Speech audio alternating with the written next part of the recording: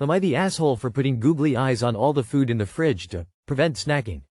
My roommate eats everything. I'll buy a pack of cheese sticks and they're gone by morning. I asked nicely, then labeled stuff. No change. So I got creative. I bought a pack of stick-on googly eyes and put them on everything. Milk, eyes, leftover spaghetti, judging you. Even taped one to a banana. It worked. He said it creeped him out, and he stopped eating my stuff. Now he says I'm being passive-aggressive and creating an emotionally hostile refrigerator. Am I the asshole for turning the fridge into a surveillance horror movie to stop my food from vanishing? I think you should put a sign on the fridge door that says, emotionally hostile refrigerator. I'm in love with emotionally hostile refrigerator, and you are not the asshole. Not the asshole. Can't wait to hear emotionally hostile refrigerator in a YouTube short in 2 weeks. I asked nicely, then labeled stuff. No change. It's not passive-aggressive if you discussed the problem in person and asked him to stop, and he ignored you. You just got creative in how to address it. I can't think why it worked, but since it did, more power to you. Tell him if he agrees not to never eat your labeled food, and doesn't, you'll restore the refrigerator to its pre-surveillance condition, unless and until he starts stealing food again. Did he actually use the phrase, emotionally hostile refrigerator? Really? Because it makes him too uncomfortable to steal your food? I'd have laughed his sorry butt right out the door. You are the asshole for thinking of this before the rest of us did. But not the asshole for doing it to your roommate. Am I the asshole for ruining my family vacation because of my period? 15 female, just got back from going around Europe for 2 weeks with my parents and 2 younger brothers, 11 and 13. A few days before our flight home I got my period and it was bad. Being already tired from traveling and being away from home didn't help with my nausea, cramps and no energy. To make it worse, we had a full day of walking and sightseeing planned ahead of us. I asked my mom if I could just stay at the hotel and rest as I was in pain and really couldn't be asked for any of it. She told me she knew it wasn't pleasant but to try and push through as we only go abroad once a year and she didn't want me to ruin the vibe. It was awful. We spent the morning climbing up this hill to see a view of a city from a church, and my brothers the whole way through kept complaining about me needing to take breaks frequently to sit down while my parents just basically let them and didn't tell them to shut up. What really pissed me off was them loudly embarrassing me in public at a restaurant about how many bathroom breaks I needed and they kept telling me I was killing the mood. Off topic, but those free street bathrooms in Paris are nasty, nauseated face. When we got back to the hotel, I got into a massive argument with my mother and said a few things I admit were out of line and I regret that. She told me to remember how much money it had cost for all of us to take this trip and told me to be grateful. The final day of our trip came and she finally just let me stay at the hotel and rest. I know my parents work really hard for us to go on vacation and I was a bit rude to her, but I was in pain and I feel like everyone could have at least tried to pretend to give a shit about me. Not the asshole. Tell an OBGYN that your periods are this bad though. Not the asshole. They should let you stay in the room. As it is, their experience was ruined, I doubt it somehow, and you're left with unpleasant memories. Traveling and sightseeing should be a pleasure, not a chore. One should go on vacations to relax, not to complete some friggin' to-do list. You didn't choose to be on your period. They choose to be dicks about it. That sounds like you get a bad menstrual cycle if it's painful enough to keep you from sightseeing. Have yon ever been taken to a doctor about it? There's medical conditions like endometriosis that make periods extremely debilitating and they should end TB.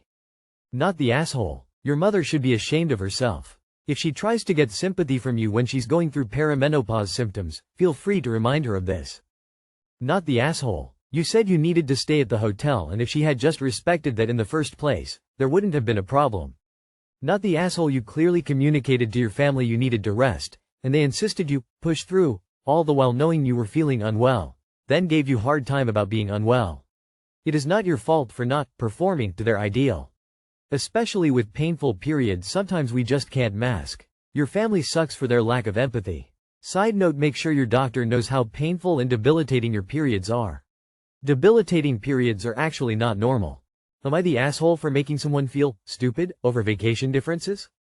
30, love to travel. While I do love to sit on a beach with a book, my favorite vacations are the type where you walk around a ton, sightsee, visit historical sites, museums, etc. My wife, 37, and I are big, stop and read this sign about a horrible battle took place 300 years ago types. We also like camping and hiking and getting into nature. We are dinks and fortunate enough to have a lifestyle where we can take trips like this. We recently got back from 2 weeks in Bergen and the surrounding areas. This was definitely a more physical trip. We did Trolltunga and all that.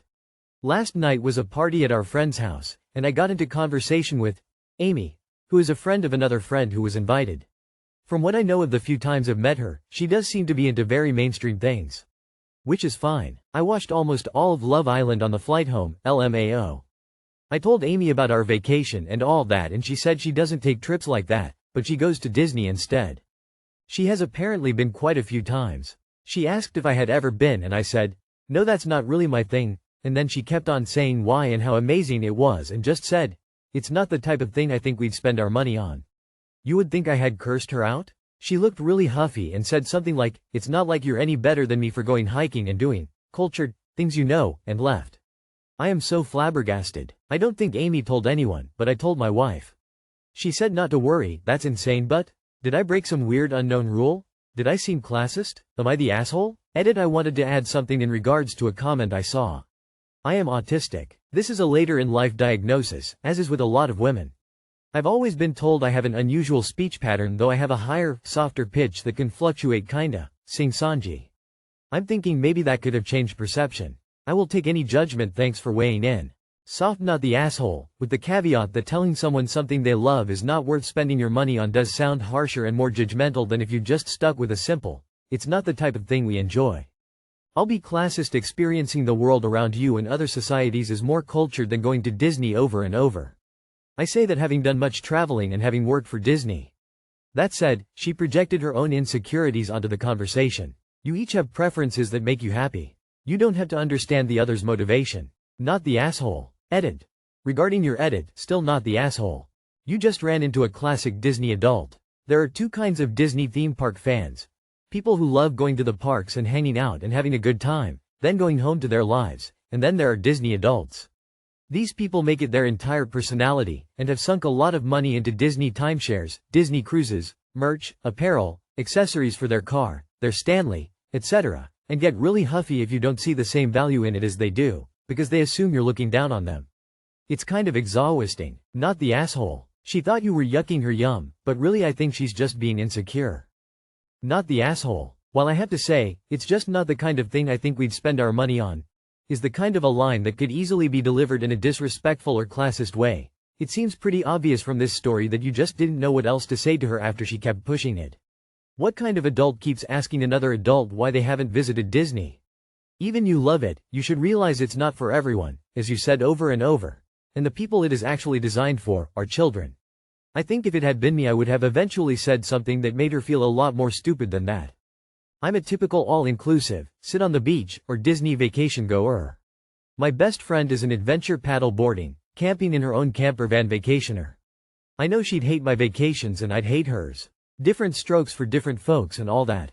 She asked if I had ever been and I said, no, that's not really my thing, and then she kept on saying why and how amazing it was and just said, it's not the type of thing I think we'd spend our money on. A T&E-esh. She overreacted and seems insecure. Surprising, I'm sure, for a Disney adult. You don't keep pointing out you wouldn't go on her vacation, though. The thing to say is, I'm glad you had fun, or, that's cool, or, and then move along. You don't just keep saying you would never, especially by bringing up money like you think it's a waste. Saying you wouldn't spend money on it makes it sound like you do think you're too good for her basic Disney vacation, or at least that you think she wastes her money on it. Which she does, but we don't bring that up, lol. Am I the asshole for not co-signing a mortgage agreement for my parents? I, 21 female, have been asked by my parents to co-sign a home mortgage worth $200K with my brother, 22 male. For context, my dad and brother lives 3 hours away from my mom and my other siblings because of work. I live in another province for military posting reasons. My dad and brother are currently paying rent, and they're looking to buy a house. However, my dad has filed for bankruptcy and my brother has only been working for 3 months at his new job, so he might not get approved. That's why they need me to co-sign for my name and ID. They told me I won't be paying anything because I won't need to put my banking information. That my brother and dad will pay it and I just have to act as a co-signer. This is my first time doing something like this, especially taking in a big commitment such as a home that I won't even be living in. So naturally I started researching about it. I learned that if my brother fails to pay it off on time and whatnot, I am financially responsible for it. I asked my mom questions of what it would mean for me to co-sign. I'm pretty hesitant because of my dad's past history of being in debt. She did not take it well. She said, why am I thinking negatively of things? If I really loved my dad I wouldn't even think in this way and just say yes. I told her it's because I want to think of things realistically and don't want to be in debt in case my brother can't pay things off. She said that my distrust in my dad is unfair. And that this is the only help I'll be giving towards my family and I can't even do it. Mind you, I am paying for my mom and siblings' house insurance, my mom's phone bill, and other miscellaneous things that they need money for. Now she said she doesn't want me to do it at all because of how I reacted. Am I the asshole? Not the asshole. If you co-sign a loan, it is your debt. You are fully responsible. Your credit rating and ability to borrow money for yourself in the future will reflect that. Don't do it, period. Not the asshole. Do not co-sign ever, family or not. Kudos for doing your research. Do not fall for the guilt trip. This is financial abuse of a child. The reason neither your dad or brother can get a loan is because they have proven themselves to be a risk. They are conning you into signing for them. What do you think this is? Just a quick signature. Co-signing means they can come after you if your family defaults on the loan. They will find your bank or property or job and they will garnish, put a lien on property and ruin your credit and life. Not the asshole. Do not co-sign this loan. Oh, hell no. No. Even if they have earnest intentions, if your brother dies unexpectedly, you are on the hook for all of it. They can rent a while longer while brother establishes his credit, not the asshole. If you really loved X, you would do it. If they really loved you, they wouldn't make you do something you're uncomfortable doing. Not the asshole. Do not co-sign for them. Don't co-sign. As a Canadian, you are voiding your opportunity to get a first-time homeowner reduction for land transfer tax, first-time homebuyer loan from your RRSP, void your principal residence deduction on your taxes, void your opportunity to claim the first-time homebuyer tax credit. Contrary to what others have said, the mortgage company will insist that all co-signers are on title, unlike the USA. Like others, your dad and brother can skip payments, making you liable. That is what co-signing means. Remember that no is a complete sentence and no explanation is needed.